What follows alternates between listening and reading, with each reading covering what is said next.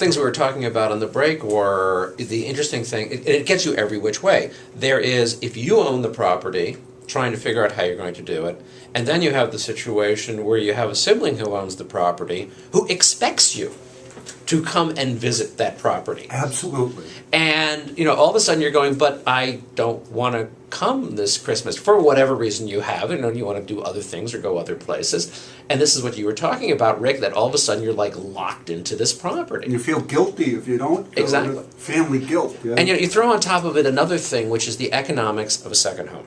Right. Or I should say, the malpractice Some economics. people don't even want to deal with the pressure of the economics. No, and They want a simple life. Sorry. No problem. An accountant friend of mine frequently says that the worst thing you can do economically is get a second home. It makes no economic sense as compared with renting, given all the debt service costs, the maintenance, and whatever. However, as I said before in the show, very frequently you have the family legacy, as Jeff called it, which is the building that comes down there, and you have to start dealing with that. Now, what do you do when you have to do a big repair and one of the siblings can't pony up? Or doesn't even want to because they just don't like to spend money. Right. But on the other hand, that person also wants to keep their share and their times inside of the property. How do you resolve that? And how do you get around that? Now, there's no one-size-fits-all solution to that, and it depends very much on the psychology. I've got one situation where one of the siblings actually is quite wealthy, and he basically says, okay, my lot in life is making sure that this property is going to be taken care of, and then when he goes on and meets the eternal one, someone else in the next generation will either have to step up to his position or the property will end up having to be sold. That's a nice case to have.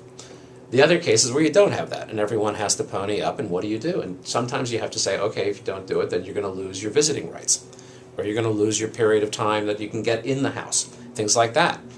Well, you can imagine how well that lands inside of a family. And the problem is that you're doing the one thing that we all know about, which is what effectively is going on here, although no one realizes it. This is like when we're sitting back and saying, oh my God, it's a family business hiding in vacation property. And we say exactly that. What's going on is that confluence of roles that we see in family business all the time, which is one role is that of the pure financial enterprise, which is the family business. Okay, meeting budget, payroll, HR, all that stuff. The other circle are your family relationships. All of a sudden now you've just done it, but no one realizes it's going on because it sneaks up on you.